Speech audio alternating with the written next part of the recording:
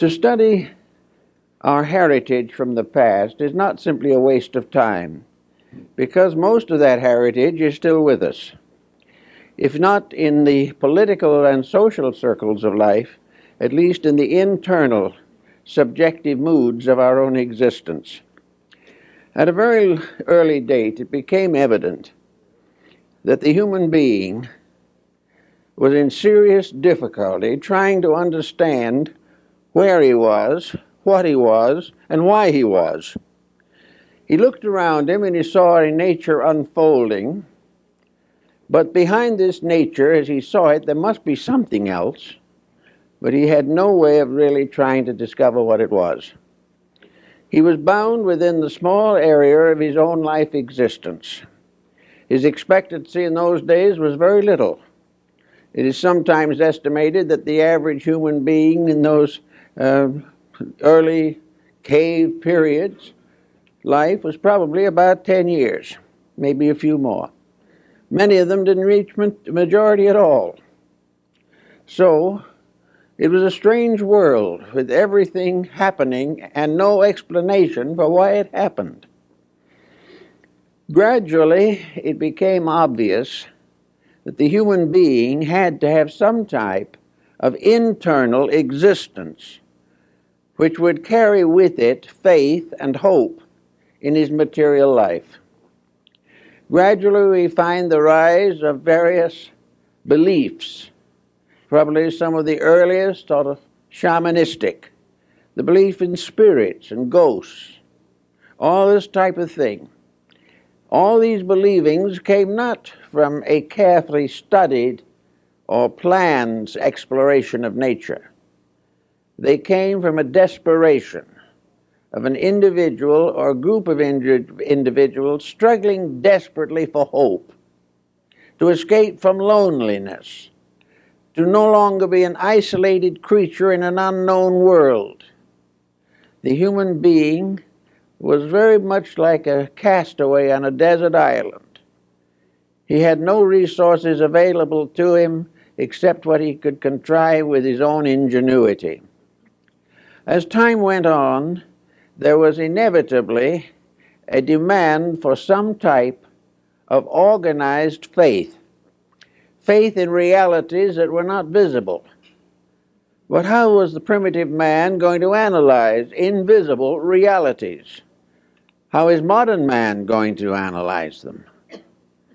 Actually, it all seems to have arisen within the person himself.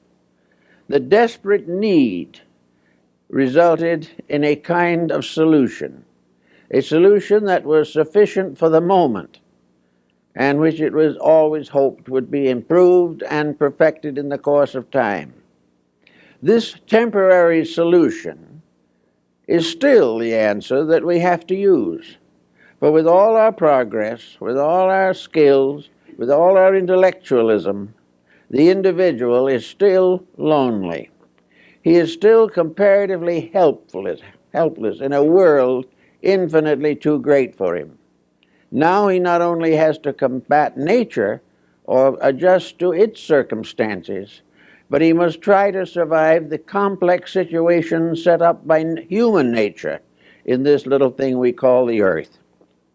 So altogether, our beginnings of faith, hope, and love lie in the desperate need for something that was superior to self, something that was stronger than we are, some ever-present help in time of trouble. Trouble was common, help was scarce. The individual went through countless miseries and misfortunes, but there had to be some hope, something to sustain the struggling creature in its long evolutionary path. There came up, of course, shamanism, which we find among the American Indians, the medicine priest with the rattle and the spells and the incantations, and with second sight and mysteries, who worked with the sick and gave hope of recovery. Then in other parts of the world, other types of help gradually evolved. But these different forms had their foundation in the human demand for hope. And the only way he could find hope, apparently, was through a strange contrivance with familiar and apparently hopeless elements. The American Indian in the Southwest, for instance, was very much concerned with creating charms, various good luck symbols, protective symbols.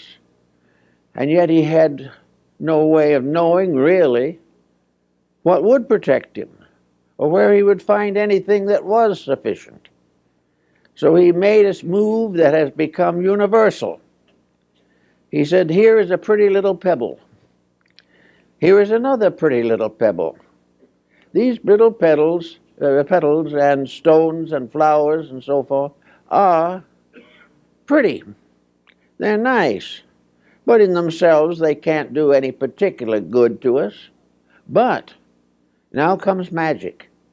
If we took two of these objects and put them together and tied them with sinew and painted something on them, they suddenly became medicine. Magic was bestowed upon a combination of factors, where it was not regarded as existing in the separate elements themselves. As a result of this, it gradually dawned on the human being that almost any combination of circumstances which he could contrive, if brought together, had a new meaning, a meaning that might contribute to his own survival. We know also that in most ancient peoples, there arose a class of medicine priests, of sacerdotal spiritual leaders.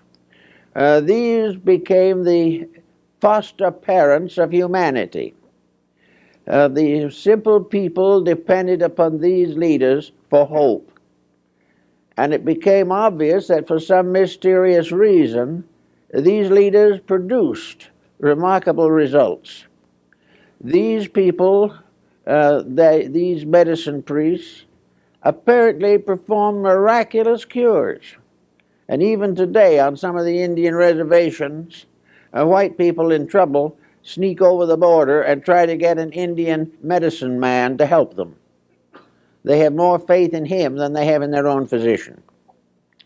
Now, these problems perhaps are well explained in the Bible, where we find the definite statement that faith has helped to make us whole. Something to believe in, something that has hope, is a source of physical help. It helps us recover from mental ailments, from emotional stress, and from physical disease. Faith is a tremendously healing power, the only answer we have to the destructive force of fear. So from faith came a great development of beliefs and ideals. These were not always provable or demonstrable, but that was not important. It wasn't whether or not you could scientifically sustain them. The real answer was that people accepted them, believed in them, deposited in them hope for the future, faith in the power of something to protect. As time went on and religions and philosophies became more complicated, it was inevitable that efforts should be made to rationalize faith, to bring it under the control of reason. It was apparent that if the mind supported the faith, it was stronger. And so we have all kinds of philosophies, mysticisms, esotericisms, and every type of intellectual interpretation of natural phenomena. We have it today. But today we are in a little difficulty. Knowing that faith basically is the very cornerstone of survival, we find that many forms of knowledge, particularly scientific knowledge, exist largely to destroy faith. They want to take away from us the belief in those very invisible principles upon which we have learned to depend for peace of soul and peace of mind and peace of heart. So in this confusion, a great many persons have lost their spiritual orientation. They have lost their ability to accept the fact that there is a universal good, a universal reality, that life is purposed, that there are reasons for things. And as gradually the sciences limit perspective and force the individual into a constant acceptance of material things as the only realities, as this goes on, faith dims, hope fades away, and the individual is reduced to a state from which he escaped ages ago by rising above the level of materialistic, primitive existence.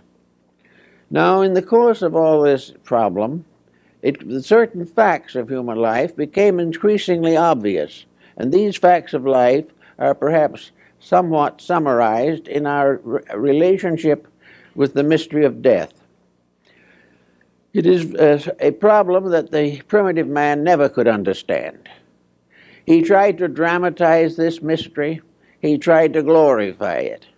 He placed a treasury of art, beauty, and wealth in the tombs of his kings.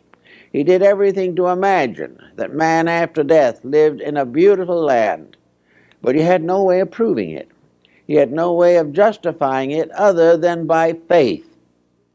But this faith was so important, so desperately needed, that gradually a new type of interpretation of life was built upon faith, faith justified, not rationalized.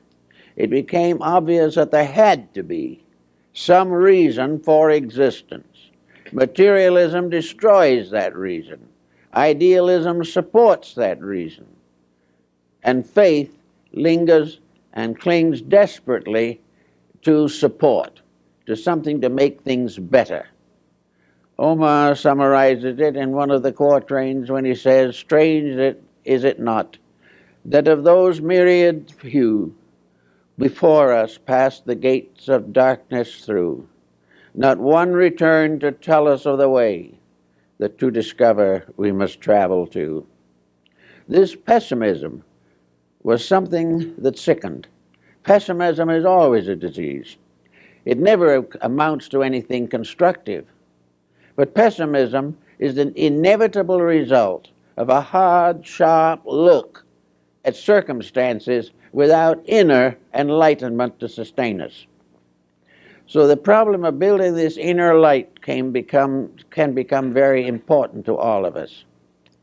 In the course of time, the ancients developed a way of tying divinity closer to humanity.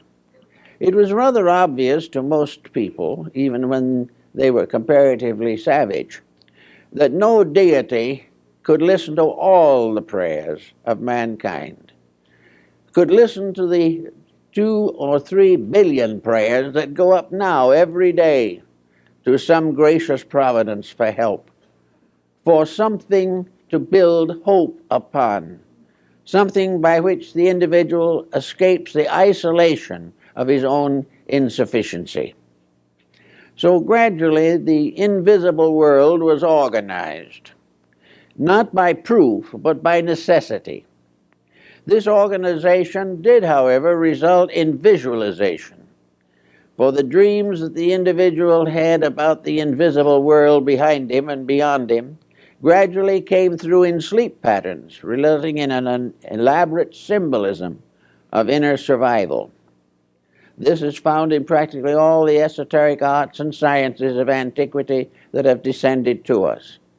They have developed symbolisms of hope, symbolisms of survival, symbolisms of transformation, by which the suffering and ills of society can be transcended.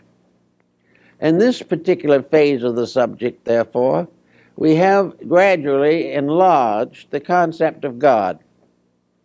We enlarged it in one way and reduced it in another. Certainly, we do not have the thousands of deities that arose in Oriental religions, but we do have a realization that there has to be something between man and God beside space. That this space, this interval of quality between our state and the divine state simply cannot be a vacuum. that in some mysterious way the divine operates in the mortal existence. And in order to operate, it must have some instruments of operation. So we gradually developed in ancient times a belief in tutelary deities, godlings of various kinds, deities of agriculture. The Romans had gods that lived under the kitchen floor to take care of food. The Egyptians had their deities who plowed the fields of Amentet after death. Everywhere there were godlings and spirits that came to help or to be present. Folklore is loaded with these concepts. Where did they come from? They were not really simply projects of imagination. They were the visualizations of hope, of faith, of the realization of a need, and an inner conviction that there must be somewhere something to meet that need. Now, we're talking about long ago, but we are not talking about things that no longer exist. The needs of our ancestors are still exactly the same as our own. We have made practically no progress in the area of the fulfillment of internal needs. We have gradually tried to assume that they did not exist. We have tried to limit existence to a single life. We have tried to assume that everything is accident and that all traits are hereditary. We do not have any solution to the great hunger of the human being for inner strength, for the power to meet the pressures of a world around him constantly betraying the world within him. In this emergency, we find, therefore, in every major religion of the world, a development of intervening deities, beings of various qualities that existed between the final ultimate theology and the common mortal life of man. In Christian philosophy and religion, these have generally been called angels or archangels. They were messengers of the divine. These, as messengers, became very important. They brought the legends and mysteries of faiths necessary to the fulfillment of spiritual realities. There also arose the negative counterpart of these. For as the messengers came from above to bring light to man, so below human beings rose to high degrees of spiritual development, and saints and heroes began to intercede for human beings before the throne of deity. So a network of intercessions was created, a network of hope finally more or less justified by a network of speculations. Now, as time went on, these speculations became more and more firmly established in the human mind, until in many instances these are no longer speculations. They are now traditional facts that have come to us through the wisdom of our ancestors. Now, maybe these facts are more factual than we like to realize, because actually our best instrument to discover the facts of things must lie within ourselves. It is our own insight that is the nearest to truth that we can ever have. We can't find this truth out in the desert somewhere unless it stimulates insight. Unless something comes from within ourselves, the larger work cannot be perfected. In some cases, we have the rise of various orders of deities, such as those which we find among the American Indians again. And even now, in their religious rites and rituals, the Ketchinas come from the mountains. And the human being wearing a mask and with certain ritualistic accompaniments is considered to be a temporary god. And this faith is still held firmly in the American Southwest.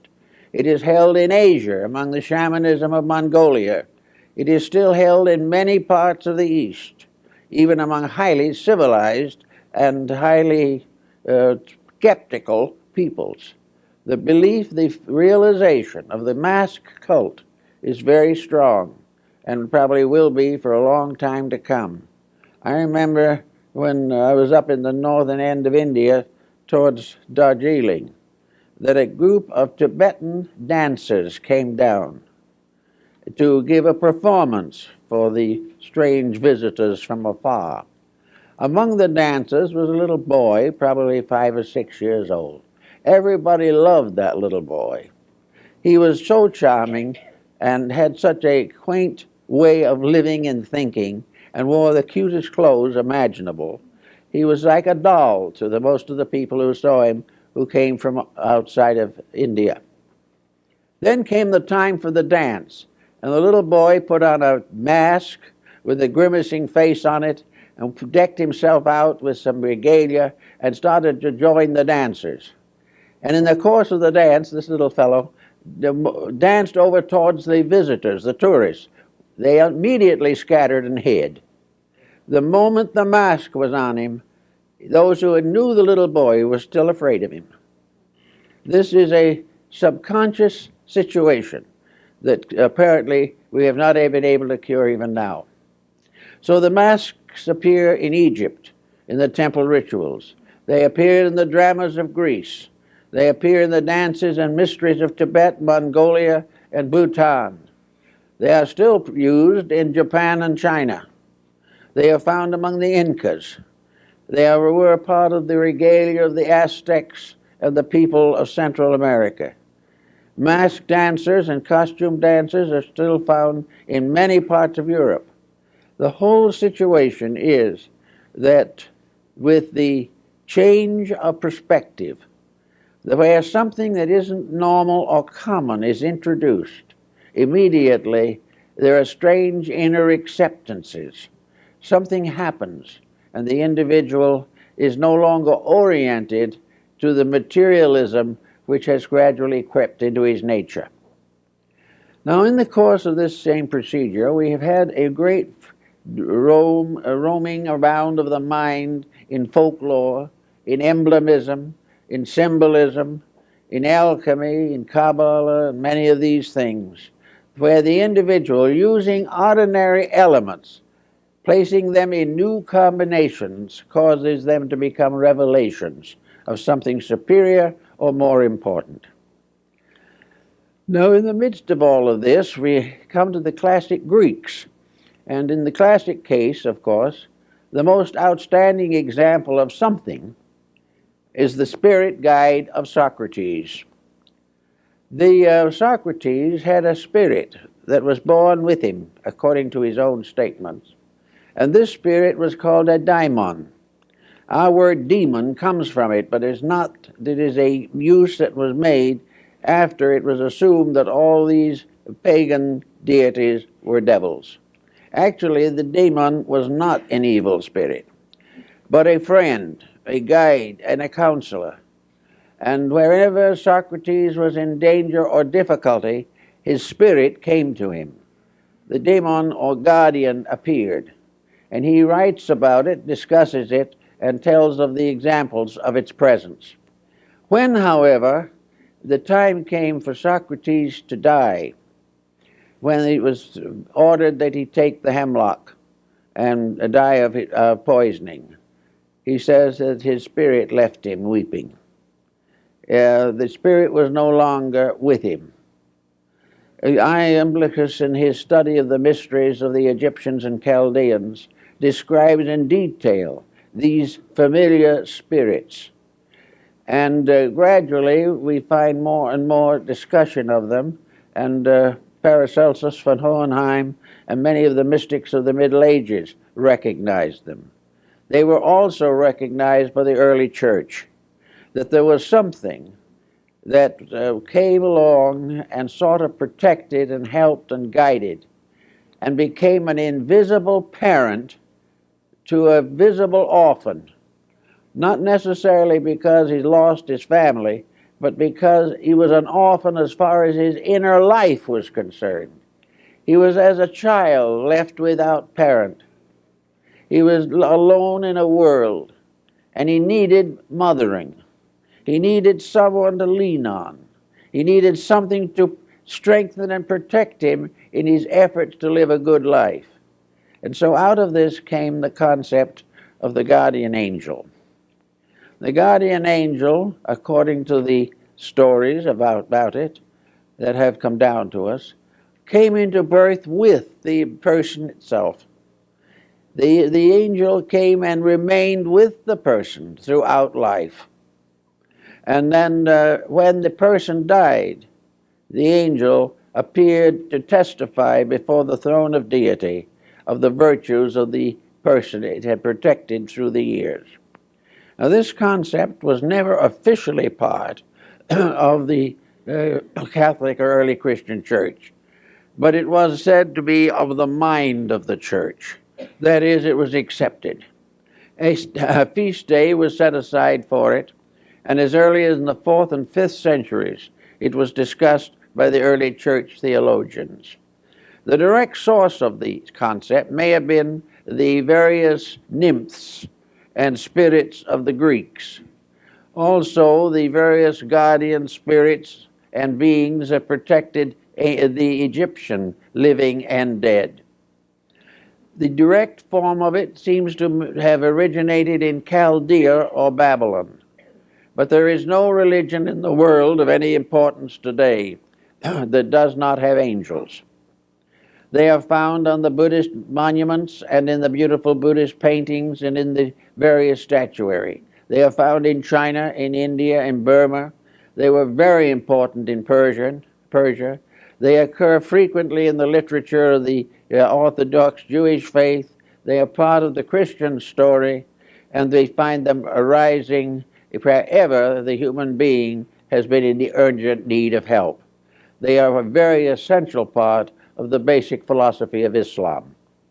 So everywhere there are the beliefs in these beings. Beliefs that there are beings that can help and can stay with the individual throughout life. These invisible beings are sort of guardians, protectors. They are foster parents.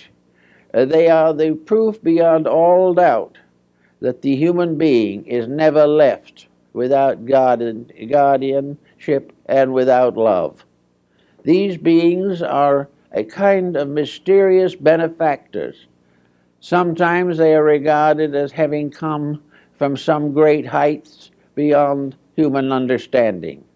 In the Christian and Jewish concepts, the angels are represented as winged because they are constantly able to travel inconceivable distances to fulfill the needs and missions. They are also bringers of annunciations. They are revealers of great spiritual happenings. They are the sources of visions and all kinds of spiritual experiences. The artists of the Renaissance and earlier have made some magnificent paintings of the guardian angels and of the angels of the presence. And the ancient countries believed that they had angels that guarded their countries. And it was long believed in the Jewish people that Michael, the archangel, was the guardian of Israel. All these different beliefs finally came down to a problem of seeking some form of rational explanation for them. To have a belief that goes all over the world, accepted by some of the world's finest minds, that is not provable or demonstrable in terms of fact is always a difficult situation to face. And yet it has not interfered markedly with the belief in these beautiful beings who are the particular custodians of the divine love, sharing it with mortality and bringing it into the world. The Egyptians gave us some psychological clues to this situation. And also we can come down now to the physical problems of today to see if we can understand the psychology behind this particular situation. Perhaps best expressed by one of the mystics of Europe, namely that where there is a great necessity, that it must be filled. It must occur if it is necessary. And where there is a great need for some form of spiritual security, it is certain that nature bestows it. The only thing is, we are not quite wise enough or not open enough to understand what is actually happening. But here today, we are in a world of lonely people. People who are losing faith in themselves, losing faith in their society. Fear is becoming one of the most common of all emotions. We are more lonely, perhaps, than any time in the last 2,000 years. But we remember the journey of man as described by Plotinus, where he said, life is a journey of the lonely to that which is alone. In other words, the individual goes to that which is the final supreme end of all existence, deity. And that deity, in a strange way, is also alone, having nothing to depend upon except its own internal eternity. So in this phase of the matter, it is natural, and was natural throughout all the crowded and suffering periods of history, for humanity to build some kind of an image of faith, of hope, of charity, and to gradually lean more and more upon this without really knowing what it was all about. And the proof of the existence of the guardian angel did come to a great many people. It came in strange ways. The fulfillment of prayer, the individual asking for help, depending only upon the help of the invisible, received that help. And as a result, it seemed inevitable that all this faith was real, that all these hopes and prayers and divine expectations were part of a divine plan and not a mirage arising in the human mind itself. Actually, of course, there is no doubt in the world that the great benefit of the belief in the guardian angel was the fact that it strengthened character, that it provided inducement for virtue, that it made it easier to understand, easier to bear burdens, and to realize that no matter what happens, or how often it happens, or where it happens, no one is ever alone. We are never less alone than when alone, according to one of the poets. So this fact that we are not alone perhaps changes the entire destiny of many individuals. They suddenly feel themselves to have a strength that is not their own, a strength that is supported by a divine edict, by a divine presence, by something like an invisible mother or father that walks with them, that stays with them all through life. This comes up also, of course, in our Buddhist Buddhism, where the pilgrim going on his journey of pilgrimage from one shrine to another wears a broad-brimmed straw or bamboo hat on which are the words that he walks with another, the another being the Buddha. So this another that is stronger than we are, and yet is with us, and is available to us night and day, anytime, anywhere, became the basis of a great deal of mystical experience. Mystical experience gradually bestowed upon this conviction dream and vision likenesses. Individuals saw these spirits. Paracelsus describes in detail all the nature spirits and the gnomes and the undines and the salamanders that ancients believed were the custodians of flowers and plants. The American Indian in the plains had his totems. He had an animal spirit that guided him. He had to go out and perform vigil and learn what animal was to protect him. And when he went in vigil and had a dream of an eagle, the eagle became his protector for the entire lifetime. And he prayed to it, and he recognized it, and he thought about it. And he knew that the strength of the eagle was his, as long as he kept the rules. Now this brings another interesting phase into the problem of the guardian angel. The effectiveness of this concept. This being that loved us would help always if we deserve it. Now this put a moral factor into the situation, which is perhaps a greater moral factor than any other that we have ever been able to conceive in the search for integrities. It is true that we believe in a large, remote way that the good life is the life that leads to salvation. But this is a very big thing, and we don't understand too much about salvation either. But what we do realize or feel is that if there is something that is taking care of us and loves us and will take care and protect us if we keep its laws, and this is all right in our own hearts, in our own houses, in our homes, everywhere where we go, there is an immediacy about it that seems to have a tremendous power of help. And of course, there's another factor in the concept of the guardian angel. This angel knows everything that we do. Therefore, we may think we can hide, but we can't. We cannot perform in secret any act that the guardian angel doesn't know about. And sometimes children will actually ask the guardian angel to look the other way, but there's no proof that it does. The idea, therefore, is that there is a companion sent from heaven who loves us, who constantly guides us, who helps to make difficult problems more simple. And when the time comes for us to leave this world, we will then find that this angel has stood for us in heaven and has witnessed our virtues before the throne of the Almighty.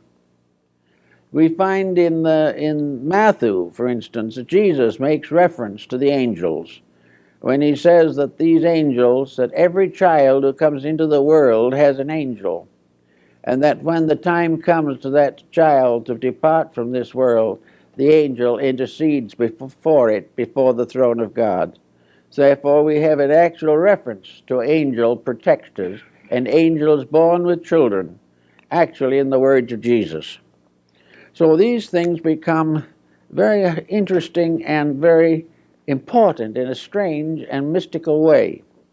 Now, psychologists would explain it probably in the terms that we are now dealing largely with an aspect of our own subjective, submerged intellect, that we are really thinking out into the open things that we have believed or experienced within ourselves. Science doesn't notice, however, that that is also the way we build great buildings, cathedrals, churches, monuments. Every advancement of knowledge has come from somewhere within and has become a protector for some weakness on the outside. From the inner, we seek protection for the outer, and we also seek from the inner means of glorifying the higher. These trends and so forth finally emerged in the story of this mysterious being, and the philosophy or science of it, as it appears in its most complete form, is that each person who comes into the world has an invisible spirit that comes with it. That this invisible spirit goes along through the years, guarding, guiding, and leading, taking on the responsibilities of parents when the child or person outgrows his physical parents. And if for some reason the physical parents are not available or not useful or not concerned, the guardian angel starts serving even at the time of birth itself.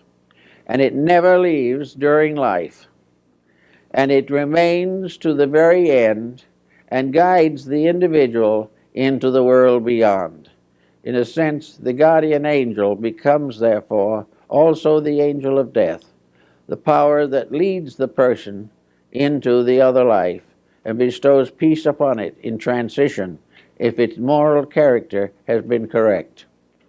Now, it wasn't long, however, before the concept of the guardian angel began to have other aspects.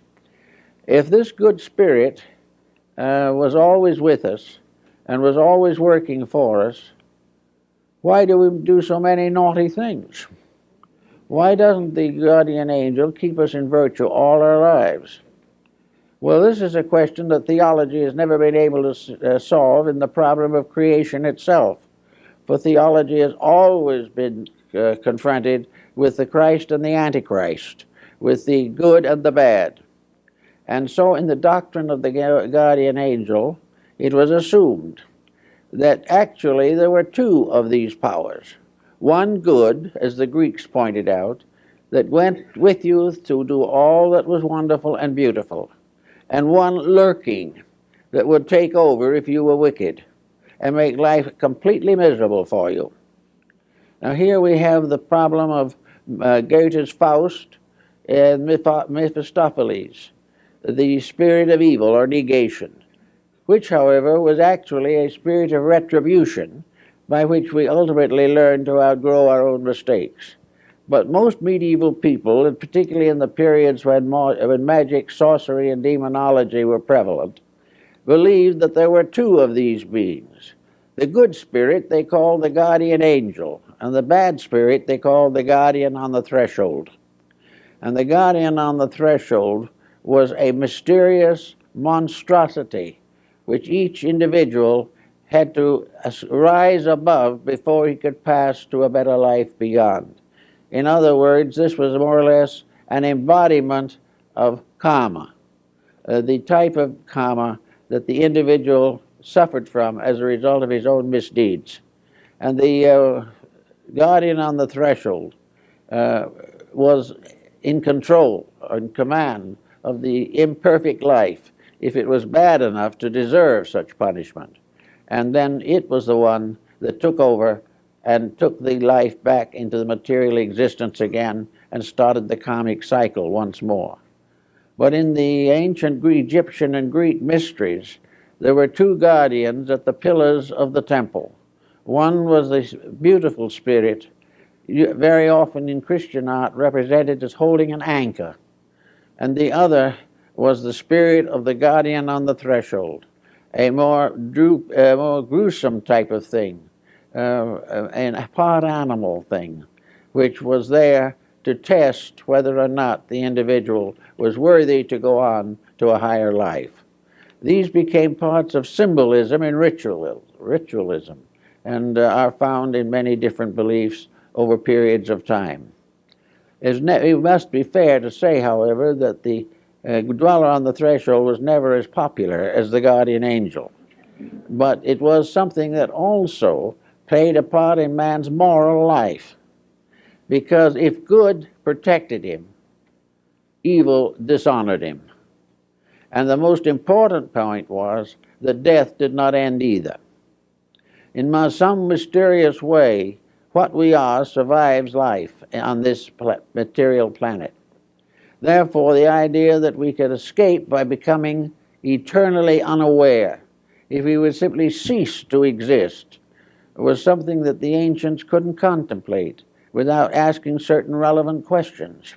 One was, if it is possible, or if it is inevitable that we cease, then there is really no explanation for why we exist at all.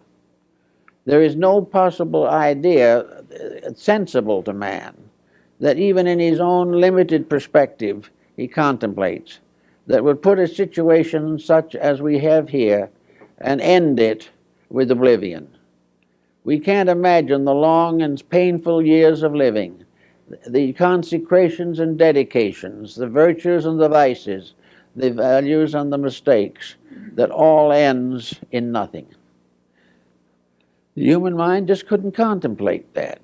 It required a scientific education to be an atheist. Without that, you just can't make it. But if there is something beyond, then that something is worth thinking about. It's also worth striving to understand. And in about the early 17th century, we had the rise of a great Christian mysticism, a mysticism which was gradually secularized, but which began undoubtedly in the early church itself. In this mysticism, there were contemplations and thoughts We had experiences such as those of Emanuel Swedenborg. We had the rise of Spiritism in many forms, and finally of spiritualism itself. All these things were man reaching for hope. During World War I, a great many families were disrupted by the loss of a loved one. Immediately, there was a rise of interest in spiritualism.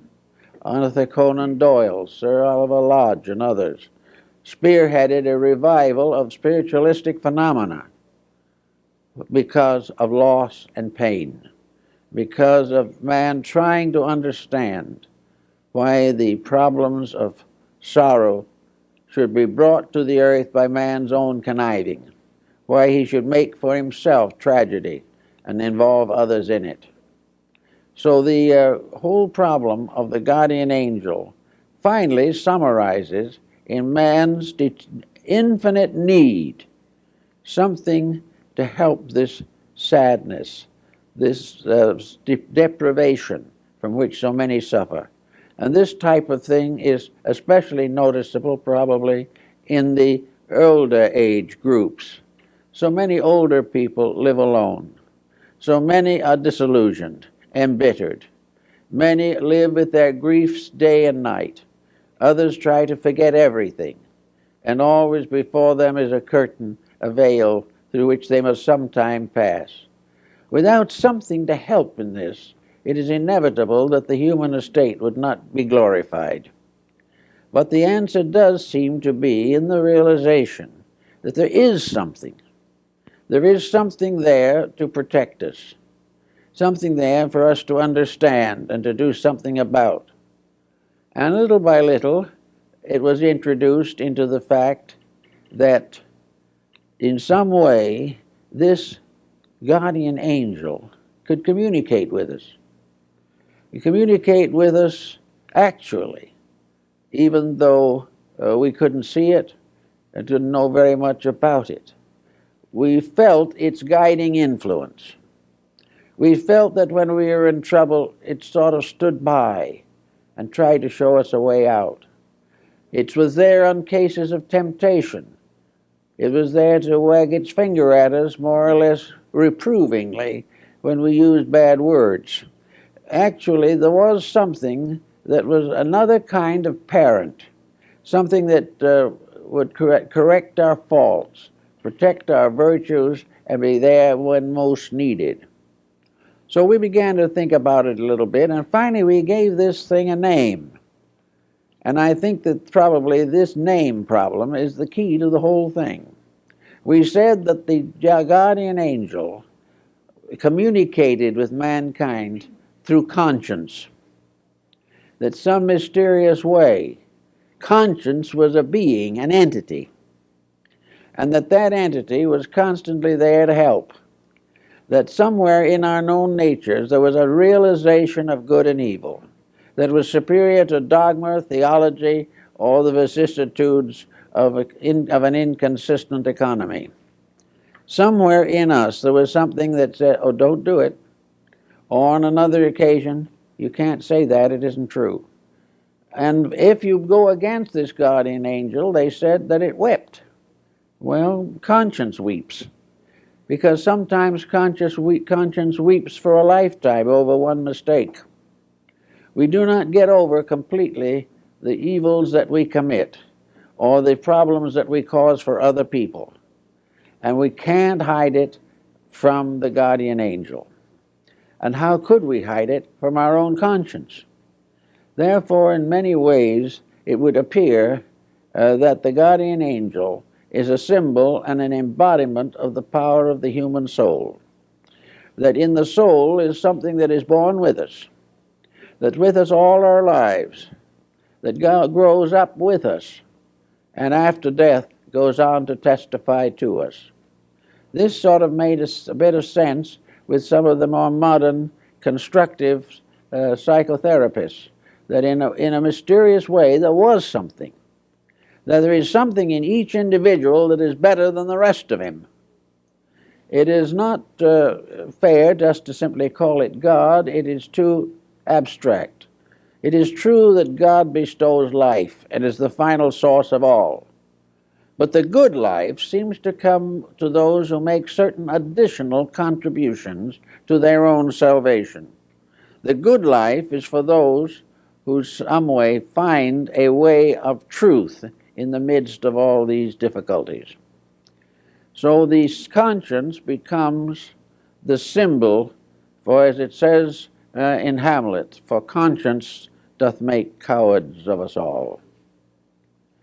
Every time we outrage conscience, we suffer. Every time we go against it, we regret it. And yet, in many cases, conscience is something we would love to forget.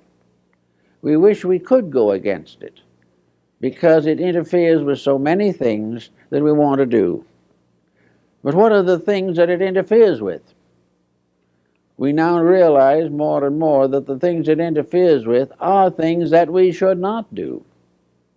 And that the idea that it is simply a disciplinarian for no good reason, that it is a tyrant, simply cannot be sustained.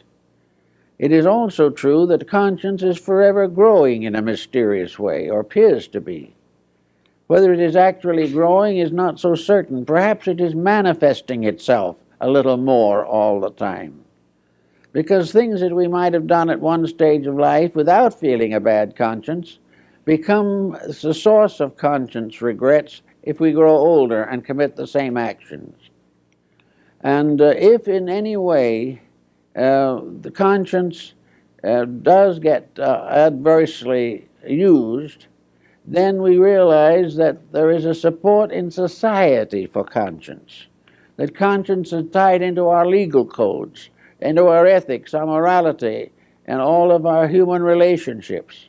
It is tied into our sacraments and the qualifications of faith. It is bestowed in the problems of baptism, and it is with us in the last moment of extreme unction. The conscience is right there. And if we do really believe that it is there, and is our power of right, and is our ever-present strength in time of trouble, then it becomes a very valuable and important part of ourselves. Also, there seems to be some relationship between conscience now and conscience in the past. We seem to be born into this world on different degrees of conscience levels. Some have a higher standard of what is right than others. Some have one virtue, some have another virtue. And in religion particularly, the education of these virtues can be largely sectarian. Some religions consider virtues other things that we and other faiths believe to be vices. So conscience is related intimately to our own needs, our own degrees of understanding, our own insights into values, and the immediate problems that we must face on our own social levels. So let us assume for a moment now that conscience has become, say, the voice of the guardian angel. And it certainly can well be considered as such, because we know that these impulses arise. And we realize socially and other ways that when we go against them, there is trouble. Now, if we go against them, this other little problem of the guardian on the threshold will come into focus. Once we begin to deceive or corrupt our integrities, it becomes easier and easier. And false guidance comes to us. A false guidance which is largely the result of the pressure from the outside, so that we divide between the guardian angel and the guardian on the threshold in this way, that one, the guardian angel, represents the descent of spiritual grace. The other, the guardian on the threshold, is a false concept or false standard of integrity that is built upon the contamination by worldliness. So one is a contamination and the other is a regeneration. The contamination part becomes more and more common. But as we watch around us, we see that it is always a spirit of decline. It is always something that is destroying rather than helping. We realize how war destroys, how crime destroys, how degeneracy destroys. And we know that the appetites to these things do not originate in God, nor do they originate in the good angel or the guardian angel. They are the testimonies of the external sensory perceptions in cases where the individual has never learned to control himself. They represent the pressures of the animal instincts which still lurk within the human constitution. So it all sums up now to one general conclusion, that at least in part, the guardian angel is a symbol of the human soul. The soul itself is that power of good which determines our integrities, which guides us and leads us through the issues of life.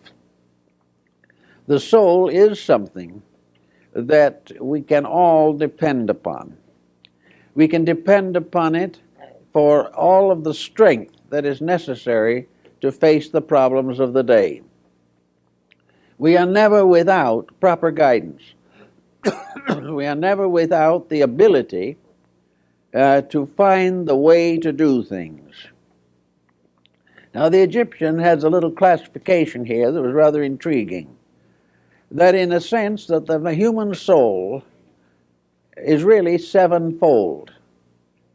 And the mortal dweller on the threshold is also sevenfold. In other words, the Egyptians believed that man himself had 7 souls, and that after death, 6 of these souls gradually die. But the 7th soul is eternal and goes on to the next embodiment, is reborn, and continues to be the reborn guardian soul in the new life. The 7 souls of good represent the 7 cardinal virtues of the church. They represent the 7 integrities that are regarded as the basis of acceptability in the sight of God. Each of these has its own areas, and it becomes obvious that in the course of evolution, some of these virtues either no longer are effective or are transformed in some way. The lower virtues that belong to the physical life, of course, are the ones that die first, because we do not take them so far into the other life. We do not go against them, but we no longer need them. And finally, the radiance of the great soul principle itself absorbs the 7 degrees of its own nature and becomes a shining mystery, a spiritual planetarium in which the 7 stars of the ancients shine in the structure of the human soul. The soul, therefore, has its controls, its divisions, its subdivisions. And in some instances, the ancients believed that there were several guardian angels assigned to each person for various reasons. For example, supposing this person had decided to become a priest, the guardian angel would be therefore able to select a priestly guardian for that life. Another one wished to be an artist, and in addition to the natal daemon, as it was called, there was a special angel appointed to perfect beauty in the life of that person. All beautiful and good things come from beings and not from circumstances or incidents. That which is, as one ancient said, that which is great enough and strong enough to bring a man to his knees in the presence of a great painting is not dead, it is alive. Beauty is a living thing. Beauty is a part of the soul. All parts of the good in man are soul powers, and those that go against these soul powers lose or are deficient and gradually drop back again to a comparatively animal level of existence. The soul, therefore, is the substance of the good, the beautiful, and the aspiring. As we have said on some occasions before, when Stradivarius was asked how he happened to make violins, he replied, God made Antonio to make violins. And in this concept of the guardian soul, When the soul comes into life, it is supposed to have the power to select within a certain range what it will do with life after it gets here. It chooses its own career and faces the problems before they occur.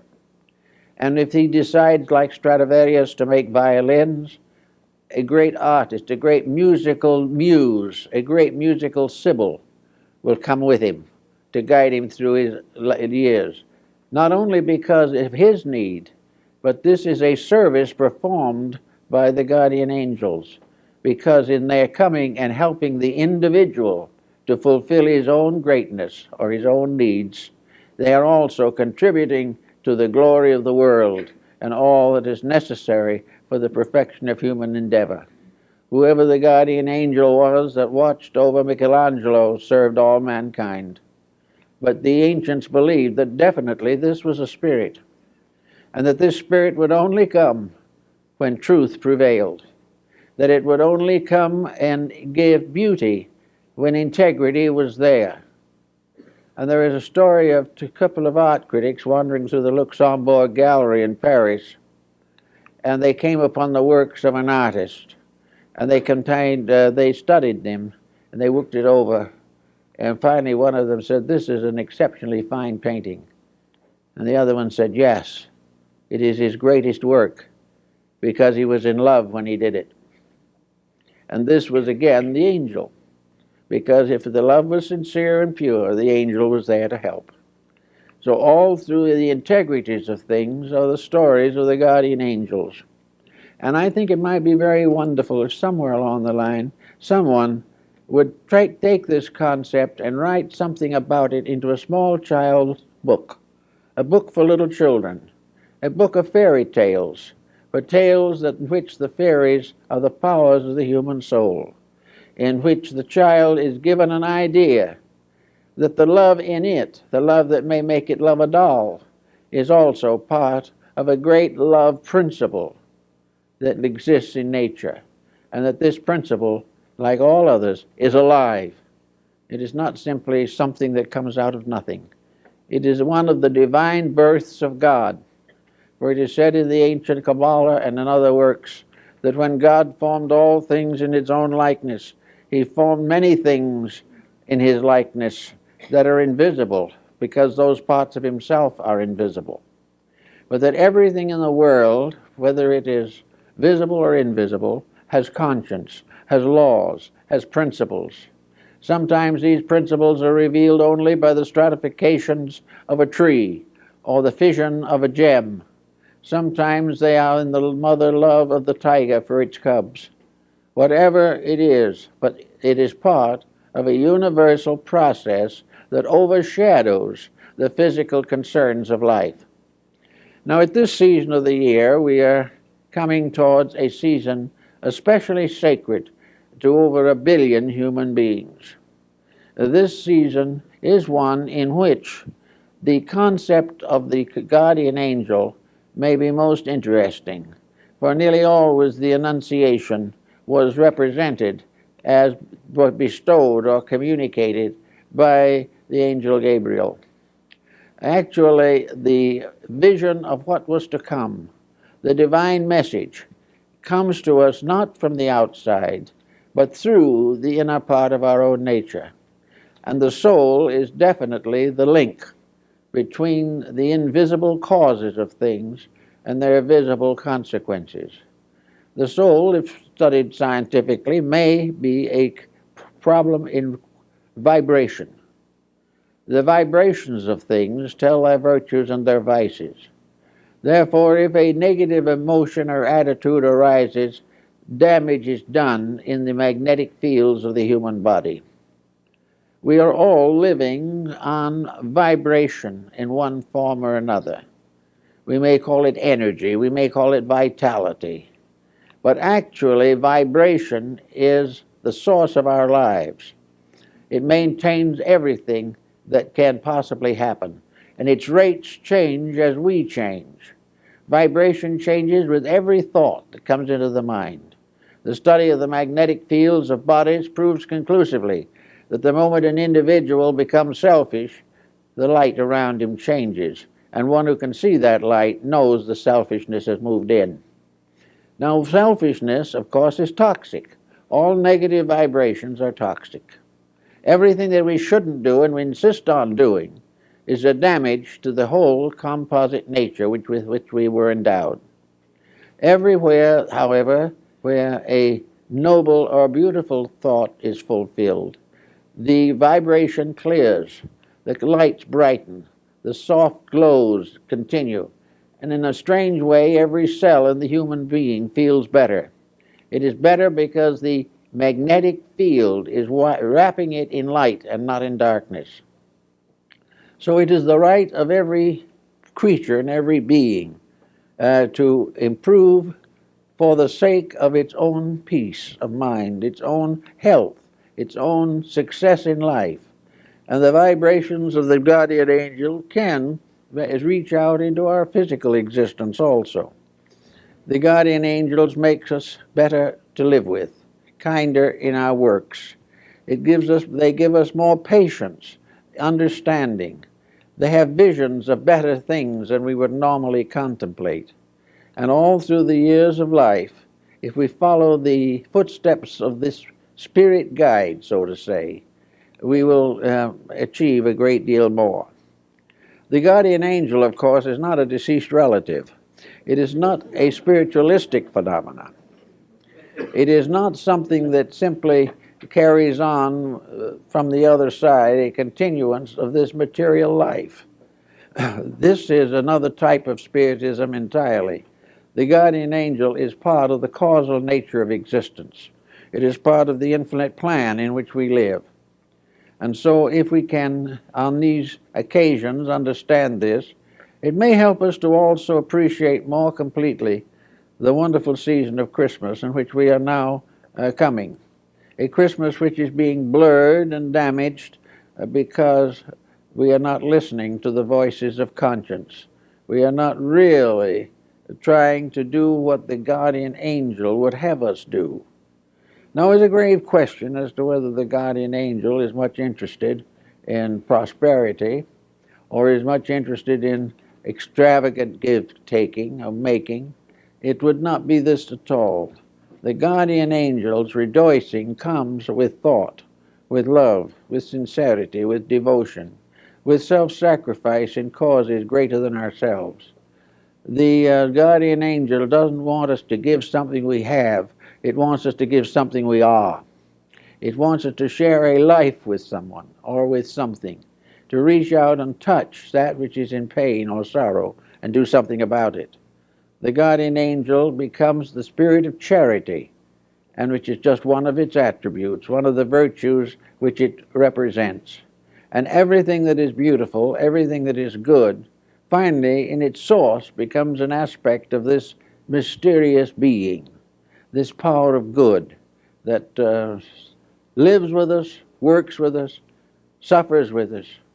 And there are old pictures and old symbols showing the guardian angel weeping because of the failure of the person to accept the challenge of integrity. And other countries and other parts of the world have found different ways of representing these powers, but all in all, there is not too much difference in them. They are impelling the person constantly to the accomplishment of something.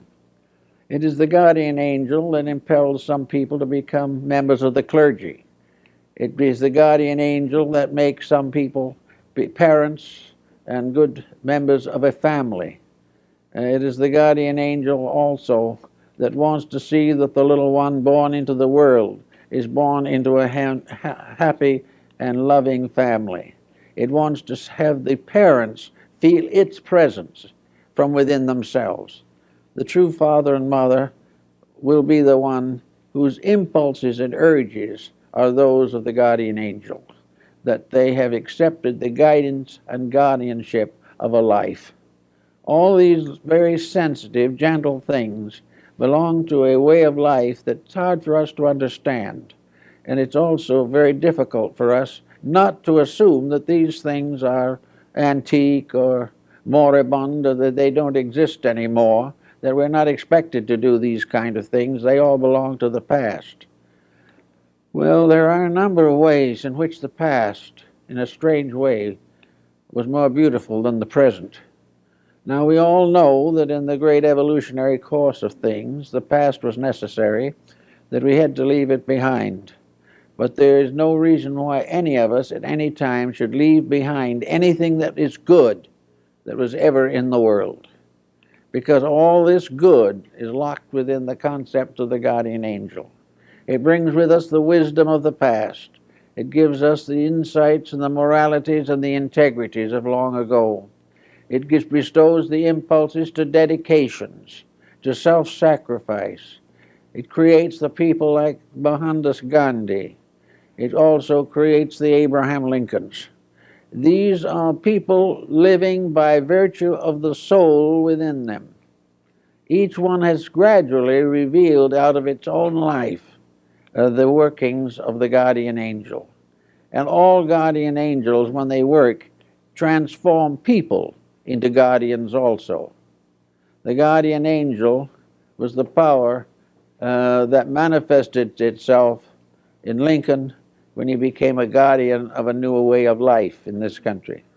The guardian angel always works through service, through giving, through sharing, through contributing various virtues. In the ancient times, the people like Pythagoras had their spirits. Pythagoras was regarded as an embodiment of Apollo. He also had an attendant muse that was with him. Each of these people, according to legends, were guided by mysterious beings that accompanied them. It was a muse, or it was maybe a guardian angel, that appeared to the Emperor Julian and told him to take the purple.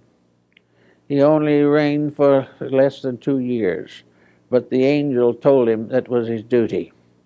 Others have probably inspired men like Luther to retire into banishment and spend his life translating the Bible. But wherever there is a labor to be done, it is the progress of the soul in man that makes that labor possible.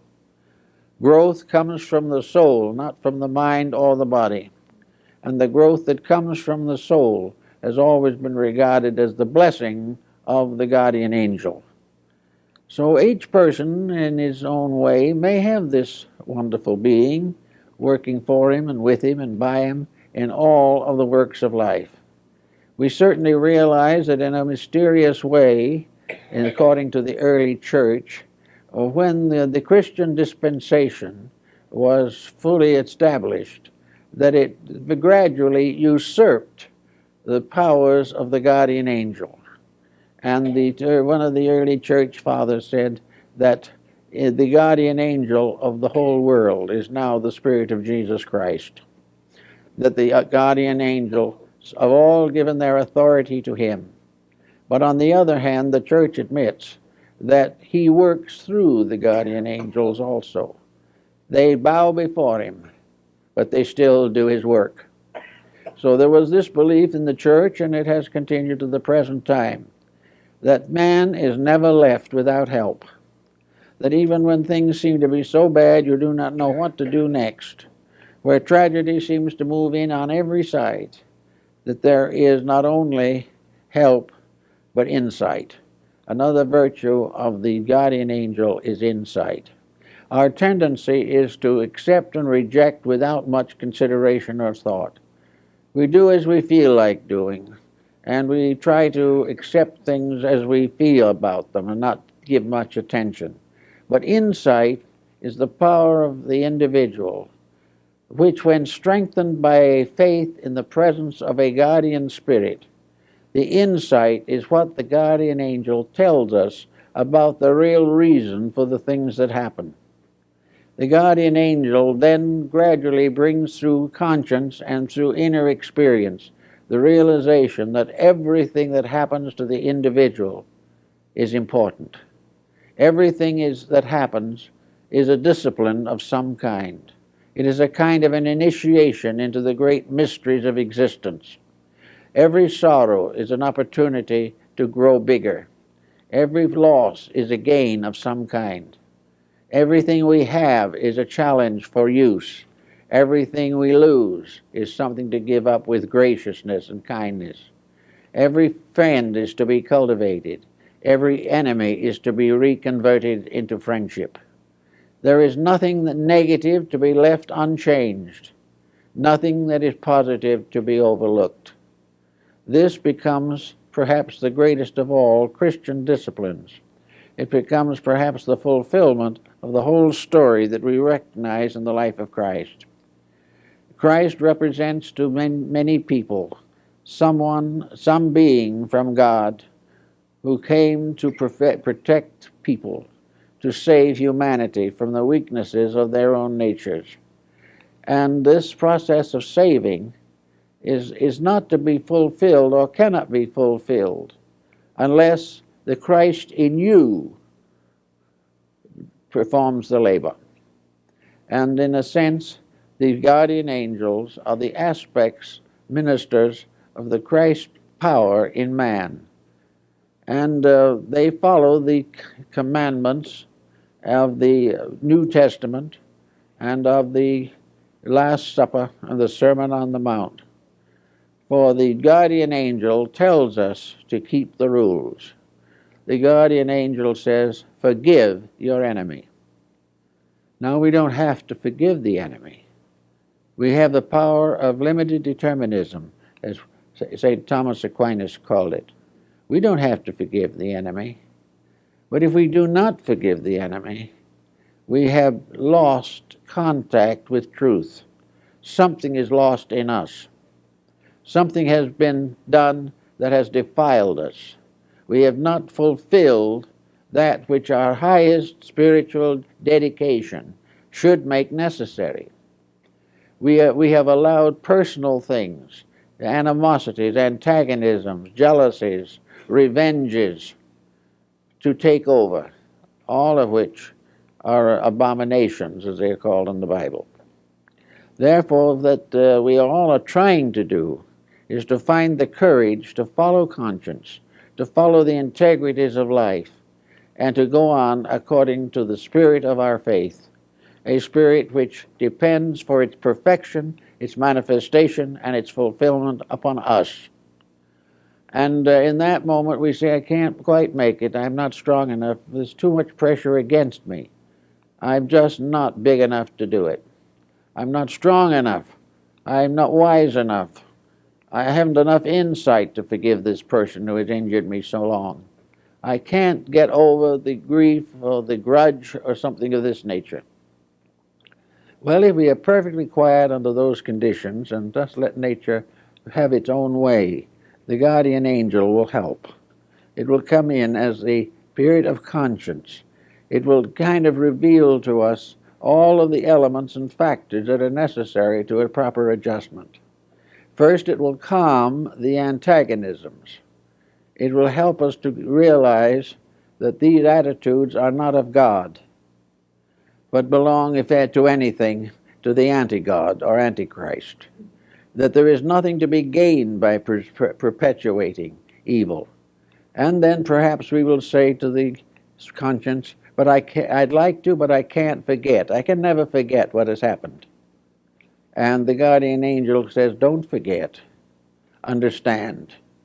And if you do that, you will probably find that you can transform the injury into soul power and soul growth. And when you do that, the guardian angel will pat you lightly on the back and let you know that you have succeeded in something. So it's kind of nice to think about the idea that there's someone around that is on our side of almost anything, as long as we are on the side of truth. If we can be on the side of the realities of life, there's always something that's with us, something invisible, but something real.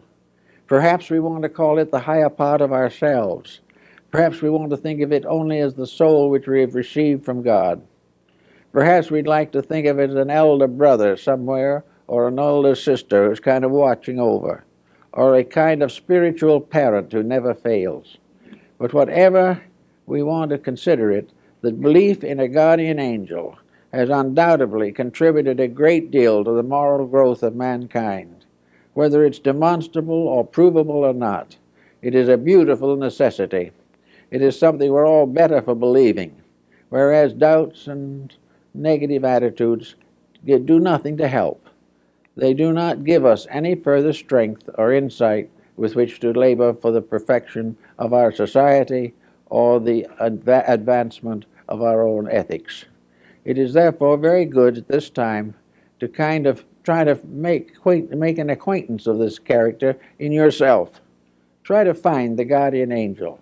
All you have to do to find it is to be quiet for a moment and think a beautiful thought, and it's there. Just don't give up the attitudes of a being that is all love and is with you always, and therefore is always available to express itself in your own love for all values that are right and for all duties that need the doing. I think that's in the spirit of Christmas, and I hope it's kind of, touches things up a little bit.